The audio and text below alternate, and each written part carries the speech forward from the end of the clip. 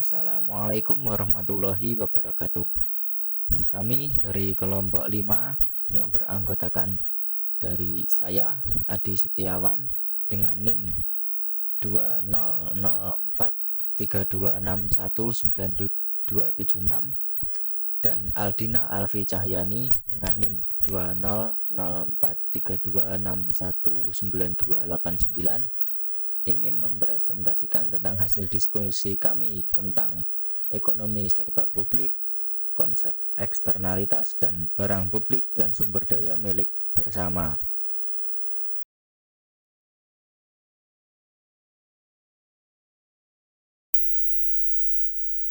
Ekonomi sektor publik. Ekonomi sektor publik merupakan studi tentang isu ekonomi yang terjadi pada sektor publik atau pemerintahan dan sektor swasta dalam ekonomi. Sektor publik juga berkaitan dengan studi bagaimana pemerintah dapat menangani kegagalan pasar untuk mencapai hasil yang efisien.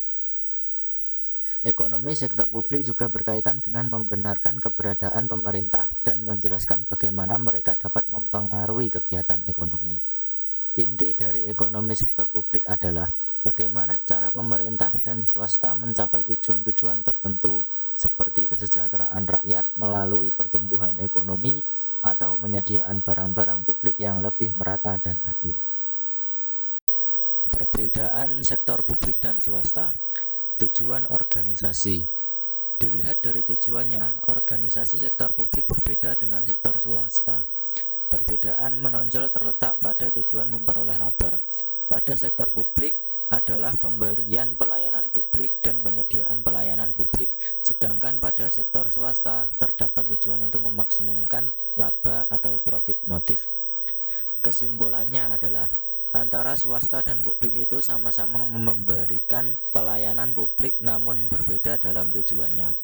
Publik mempunyai tujuan untuk pelayanan publik pada kepuasan masyarakat, serta swasta lebih bertujuan mencari sesuatu keuntungan dan profit yang dilakukan dengan membuat para konsumen berkompetisi untuk mendapatkan pelayanan yang baik. Sumber pembiayaan. Perbedaan sumber pembiayaan sektor publik dengan sektor swasta dapat dilihat dari sumber pendanaan organisasi atau dalam istilah manajemen keuangan disebut struktur modal. Pada sektor publik, sumber pendanaan berasal dari pajak dan retribusi, charging for service, laba perusahaan milik negara, pinjaman pemerintah berupa utang luar negeri dan obligasi pemerintah, dan pendapatan lain-lain yang sah dan tidak bertentangan dengan peraturan perundangan yang ditetapkan. Sedangkan untuk sektor swasta, sumber pembiayaan dipisahkan menjadi dua, yaitu internal dan eksternal. Sumber pembiayaan internal terdiri atas bagian laba yang diinvestasikan kembali ke perusahaan atau retained earnings dan modal pemilik. Sumber pembiayaan eksternal misalnya utang bank, penerbitan obligasi, dan penerbitan saham baru untuk mendapatkan dana dari publik. Pola pertanggungjawaban. Manajemen pada sektor swasta bertanggung jawab kepada pemilik perusahaan atau pemegang saham dan kreditor atas dana yang diberikan. Sedangkan pada sektor publik, manajemen bertanggung jawab kepada masyarakat karena sumber dana yang digunakan organisasi sektor publik dalam rangka pemberian pelayanan publik berasal dari masyarakat atau public funds. Makna publik. Yang dimaksud dengan publik dalam perspektif ilmu ekonomi berarti warga negara. Kata publik berasal dari bahasa Latin publicus yang berarti kedewasaan yang membawa ide tentang masyarakat. Publik juga dapat diartikan sebagai sekumpulan orang yang terdiri dari beberapa identitas, etnis, dan suku budaya yang berada dalam suatu negara dan memiliki tujuan serta keinginan yang sama dalam kehidupan berbangsa. Peran pemerintah dalam ekonomi. Pemerintah sebagai pelaku yang umumnya mendominasi terutama pada ekonomi di negara berkembang memiliki peran sebagai berikut. 1. Menetapkan kerangka hukum legal framework yang melandasi suatu perekonomian. 2. Mengatur atau meregulasi perekonomian dengan alat subsidi dan pajak. 3. Memproduksi komoditas tertentu dan menyediakan berbagai fasilitas seperti kredit, penjaminan simpanan, dan asuransi. 4. Membeli komoditas tertentu termasuk yang dihasilkan oleh perusahaan swasta, misalnya persenjataan. 5. Meredistribusikan atau membagi ulang pendapatan dari suatu kelompok ke kelompok lainnya. Yang terakhir, menyelenggarakan sistem jaminan sosial, misalnya memelihara anak-anak terlantar, menyantuni fakir miskin, dan sebagainya. Peranan sektor publik.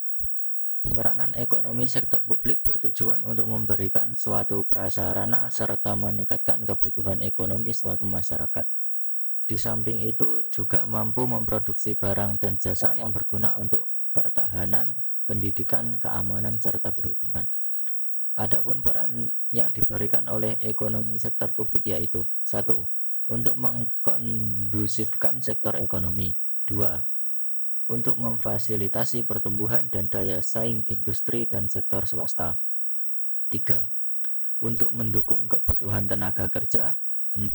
Untuk meningkatkan kualitas hidup warga negara.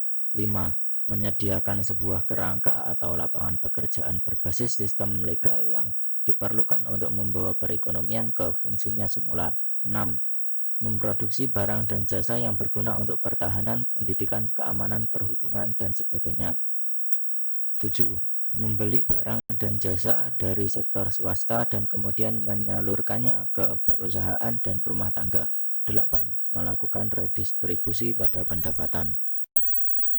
Fungsi ekonomi sektor publik.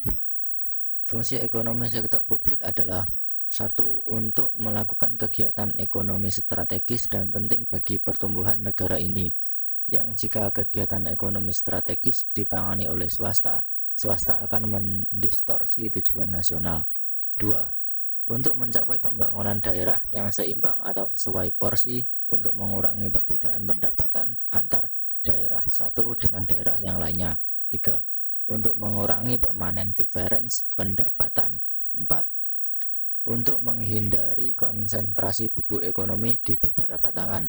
5. Untuk melakukan kontrol sosial dan pengaturan pembiayaan jangka panjang melalui lembaga keuangan publik dan lain-lain.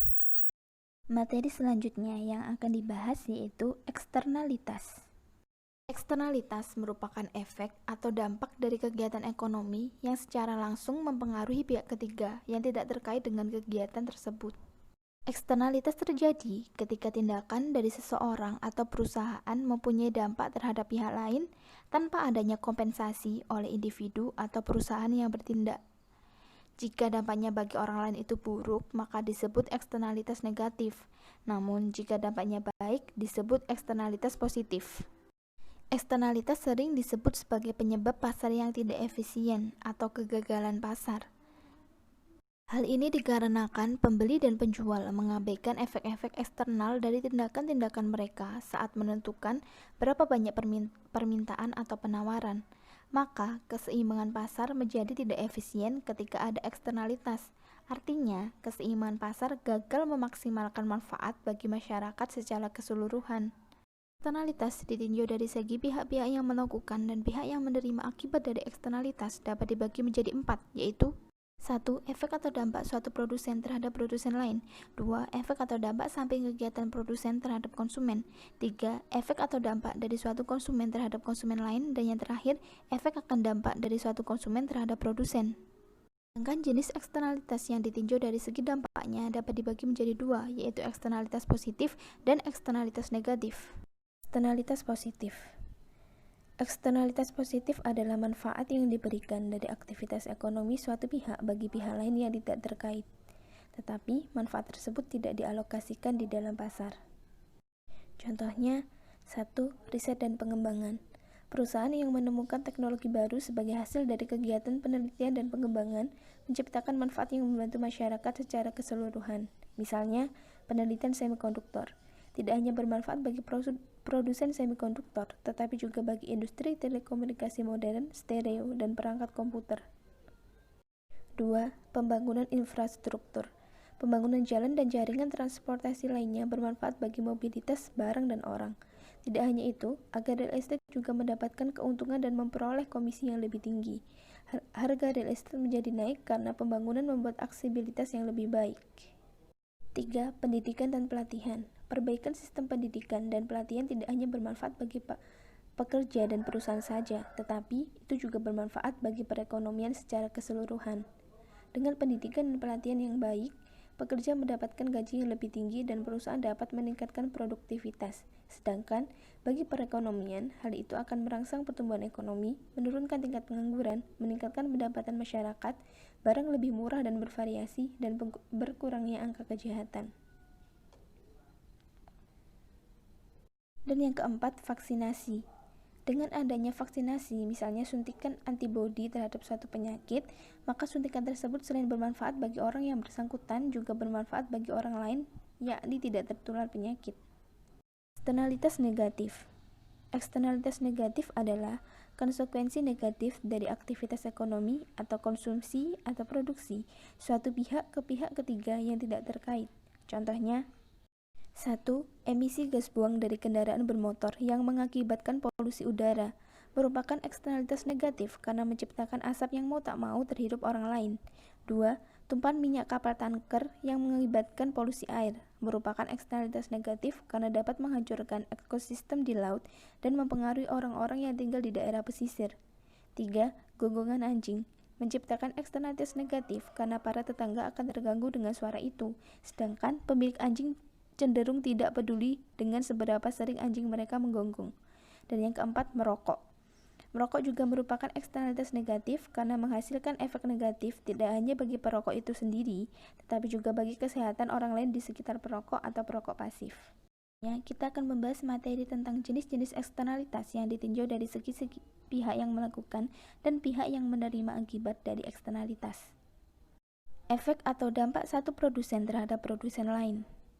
Suatu kegiatan produksi dikatakan mempunyai dampak eksternal terhadap produsen lain jika kegiatan itu mengakibatkan terjadinya perubahan atau pergeseran fungsi produksi dari produsen lain. Contohnya, 1. Produksi perusahaan hulu sungai yang mencemari air di hilir sungai sehingga menghancurkan sumber daya perikanan dan mempengaruhi industri perikanan. 2. Penangkapan ikan menggunakan pukat harimau sehingga menyebabkan berkurangnya sumber daya perikanan dan mempengaruhi nelayan yang menggunakan alat tangkap tradisional. Dan yang ketiga, pembakaran hutan oleh perusahaan kelapa sawit sehingga mengganggu penerbangan dan merugikan perusahaan penerbangan dan lain-lain. Efek atau dampak samping kegiatan produsen terhadap konsumen. Suatu produsen dikatakan mempunyai eksternal efek terhadap konsumen jika aktivitasnya berubah atau menggeser fungsi utilitas rumah tangga atau konsumen. Dampak atau efek samping yang sangat populer dalam kategori ini adalah pencemaran atau polusi. Contoh yang sering terjadi adalah suatu pabrik yang mengeluarkan asap dalam proses produksinya akan menyebabkan polusi udara.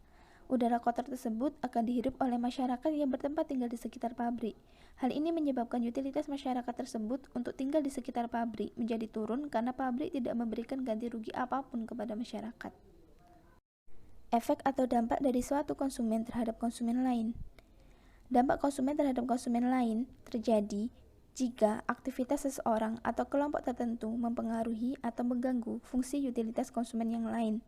Contohnya, orang yang mengendarai motor secara ugal-ugalan dapat mengganggu dan membahayakan pengendara lainnya, bahkan dapat menyebabkan kecelakaan. Begitu juga dengan orang yang merokok yang akan mengganggu orang-orang yang ada di sekitarnya. Akan dampak dari suatu konsumen terhadap produsen. Dampak konsumen terhadap produsen terjadi jika aktivitas ekonomi mengganggu fungsi produksi suatu produsen atau kelompok produsen tertentu. Misalnya, terjadi ketika limbah rumah tangga terbuang ke aliran sungai dan mencemarinya sehingga mengganggu perusahaan tertentu yang memanfaatkan air baik oleh nelayan atau perusahaan yang memanfaatkan air bersih. Selanjutnya adalah solusi pihak swasta terhadap eksternalitas.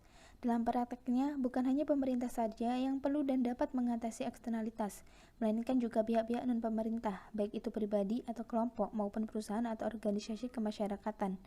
Upaya-upaya yang dilakukan oleh pihak swasta dalam mengatasi persoalan eksternalitas antara lain: 1. Solusi pihak swasta melalui konsep CSR atau Corporate Social Responsibility. Upaya yang dilakukan oleh pihak swasta untuk mengatasi eksternalitas dapat melalui konsep CSR atau Corporate Social Responsibility yang dimaksudkan sebagai upaya perusahaan untuk meningkatkan kepedulian terhadap masalah sosial dan lingkungan. Contohnya, PT Kimia setelah diketahui melakukan pencemaran lingkungan dengan membuang limbah berbahaya ke sungai, mulai melakukan pemulihan sungai sebagai bentuk tanggung jawab terhadap pencemaran yang terjadi. Dibantu LSM dan masyarakat sekitar, perusahaan melakukan berbagai macam program pemulihan kondisi ekosistem sungai dan melakukan rehabilitasi kondisi air sehingga air itu layak digunakan. Dan yang kedua ada teori Marcos. Teori Marcos adalah suatu pendapat yang menyatakan bahwa jika pihak-pihak swasta dapat melakukan tawar-menawar mengenai alokasi sumber-sumber daya tanpa harus mengeluarkan biaya, mereka dapat menyelesaikan masalah eksternalitas mereka sendiri. Teori Marcos menunjukkan bahwa agen-agen ekonomi dapat mengatasi masalah eksternalitas sendiri tanpa perlu intervensi pemerintah. Artinya, jika pihak-pihak terkait dapat melakukan tawar-menawar mengenai alokasi sumber-sumber daya tanpa harus mengeluarkan biaya, mereka dapat menyelesaikan masalah eksternalitas mereka sendiri. Selanjutnya adalah kebijakan pemerintah mengatasi eksternalitas. Adanya eksternalitas negatif mengakibatkan sumber daya yang dilakukan pasar tidak efisien. Disinilah diperlukan peranan dari pemerintah. Beberapa hal yang dapat dilakukan oleh pemerintah adalah kebijakan rencana tata ruang wilayah atau kota, regulasi, penetapan pajak Pigovian, dan pemberian subsidi. Yang akan dibahas pertama adalah kebijakan rencana tata ruang wilayah atau kota. Penyusunan kebijakan rencana tata ruang wilayah atau kota merupakan bentuk intervensi pemerintah guna meminimalkan eksternalitas negatif akibat pemanfaatan ruang perkotaan secara berlebihan. Pemerintah berasumsi bahwa apabila kebijakan tata ruang dipatuhi, maka dapat meminimalkan eksternalitas negatif seperti banjir, kemacetan, dan lain-lain. Regulasi adalah tindakan mengendalikan perilaku manusia atau masyarakat dengan aturan atau pembatasan. Dengan regulasi, pemerintah dapat melarang atau mewajibkan perilaku atau tindakan mana yang boleh dan mana yang tidak boleh untuk dilakukan pihak-pihak tertentu dalam rangka mengatasi eksternalitas. Dengan adanya regulasi, memaksa penghasil polusi untuk mengurangi polusi yang dihasilkan industri karena polusi tersebut merupakan tanggung jawab pihak yang menghasilkan polusi dan diberlakukannya sanksi yang tegas bagi pelaku yang melanggar regulasi. Pajak Pigovian. Pajak Pigovian merupakan pajak yang khusus diterapkan untuk mengoreksi dampak dari suatu eksternalitas. Konsumen atau perusahaan yang menyebabkan eksternalitas harus membayar pajak sama dengan marginal dari eksternalitas yang dibuat. Hal itu membuat konsumen atau perusahaan memperhitungkan berapa banyak manfaat dan dampak dari jumlah barang yang diproduksi atau dikonsumsi perusahaan ataupun konsumen. Artinya, dengan diterapkannya pajak akan memberikan insentif kepada para pemilik pabrik untuk sebanyak mungkin mengurangi polusinya. Semakin tinggi pajak yang dikenakan, maka semakin banyak penurunan polusi yang terjadi. Subsidi. Ketika manfaat sosial melebihi manfaat pribadi, maka subsidi harus diberikan kepada konsumen atau produsen. Subsidi biasanya untuk meningkatkan konsumsi barang dengan eksternalitas positif. Materi terakhir yang akan dibahas pada bab ini adalah barang publik dan sumber daya bersama. Jenis-jenis barang. Ketika berpikir tentang macam-macam barang dalam perekonomian, kita dapat mengelompokkan mereka menurut dua ciri berikut. 1. Apakah barangnya bersifat ekskludabel? Dapatkah masyarakat diminta untuk tidak memakai atau memanfaatkan barang ini? Dan yang kedua, apakah barangnya bersifat persaingan atau rival? Dan apakah jika seseorang memakai barang ini, maka peluang orang lain untuk memakainya menjadi berkurang? Dengan kedua ciri tersebut, maka barang dalam perekonomian dapat dibagi menjadi 4 kategori sebagai berikut. 1. Barang pribadi. Barang pribadi merupakan barang yang bersifat ekskludabel atau dapat dikecualikan dari pemanfaatannya. Dan rival, atau merupakan barang saingan dalam pemanfaatannya. Contohnya adalah es krim. Es krim bersifat ekskludabel karena terdapat kemungkinan untuk mencegah seseorang agar tidak memakan es krim, cukup dengan tidak memberinya es krim. Es krim juga merupakan barang rival, karena jika seseorang memakan es krim, maka orang lain tidak dapat memakan es krim yang sama. Jenis yang kedua adalah barang publik, merupakan barang yang tidak bersifat ekskludabel dan tidak juga bersifat rival. Artinya, siapa saja tidak bisa mencegah untuk memanfaatkan barang ini, dan konsumsi seseorang atas barang ini tidak mengurangi peluang orang lain untuk melakukan hal yang sama. Sebagai contoh adalah alarm angin puting beliung di sebuah kota kecil adalah barang publik. Apabila alarm itu berbunyi, kita tidak mungkin menghalangi orang lain untuk mendengarnya. Selain itu, apabila seseorang memperoleh manfaat dari alarm itu, dia tidak mengurangi manfaat alarm itu bagi orang lain. Jenis yang ketiga adalah sumber daya milik bersama. Merupakan barang rival tetapi tidak ekskludabel. Contohnya adalah ikan laut. Tidak ada seseorang yang melarang menangkap ikan laut atau meminta bayaran kepada nelayan atas ikan-ikan yang mereka tangkap. Namun, pada saat seseorang melakukannya, maka jumlah ikan di laut menjadi berkurang, sehingga kesempatan orang lain untuk melakukan hal yang sama menjadi berkurang. Dan jenis barang dalam perekonomian yang terakhir adalah monopoli alamiah. Ada pula barang excludable, namun tidak memiliki rival. Barang seperti ini muncul dalam situasi monopoli ilmiah. Jasa pemadam kebakaran suatu kota kecil adalah contohnya. Sangat mudah mencegah seseorang untuk menikmati jasa ini. Petugas kebakaran dapat membiarkan sebuah rumah terbakar begitu saja. Namun, jasa pelindungan kebakaran ini tidaklah bersifat rival, karena kebakaran rumah tidak terjadi setiap saat, dan setiap rumah memperoleh perlindungan yang sama. Petugas pemadam kebakaran lebih sering menunggu daripada beraksi memadamkan kebakaran, sehingga melindungi sebuah rumah tambahan tidak akan mengurangi kualitas pelindungan mereka pada rumah-rumah lain. Dengan kata lain, begitu pemerintah kota membuat anggaran untuk jasa pemadam kebakaran, maka tambahan untuk melindungi satu rumah baru sangatlah kecil. Yang akan kita bahas pada bab ini adalah barang publik. Barang publik merupakan barang-barang yang tidak dibatasi siapa penggunanya, dan sebisa mungkin bahkan seseorang tidak perlu mengeluarkan biaya untuk mendapatkannya. Contoh dari barang publik adalah udara, cahaya matahari, papan marka jalan, lampu lalu lintas, dan lain-lain. Barang publik yang penting antara lain adalah pertahanan nasional. Kemampuan suatu negara untuk menghalau setiap serangan dari luar merupakan contoh klasik. Jika suatu negara berhasil dipertahankan, tidak ada seorang pun yang bisa dicegah untuk menikmati manfaatnya. Ketika seseorang menikmati manfaatnya, manfaat yang dirasakan oleh orang lain pun tidak akan berkurang. Oleh sebab itu, pertahanan nasional tidak bersifat excludable maupun rival. Pengentasan kemiskinan. Banyak program pemerintah yang ditujukan untuk pengentasan kemiskinan. Contohnya, sistem kesejahteraan bersama, memberikan sedikit uang kepada keluarga miskin. Begitu juga program makanan murah yang ditujukan untuk mengurangi biaya pembelian makanan bagi keluarga miskin, dan berbagai program tempat tinggal dari pemerintah yang membuat harga tempat tinggal lebih terjangkau. Program-program anti kemiskinan ini dibiayai oleh pajak yang dipungut pemerintah dan keluarga atau individu yang sukses secara finansial. Sumber daya milik bersama. Sumber daya milik bersama bersifat tidak excludable, yang artinya sumber daya ini tersedia secara gratis bagi siapa saja yang ingin memanfaatkannya. Namun, sumber daya milik bersama bersifat rival, yang artinya pemanfaatannya oleh seseorang akan mengurangi peluang orang lain melakukan hal serupa.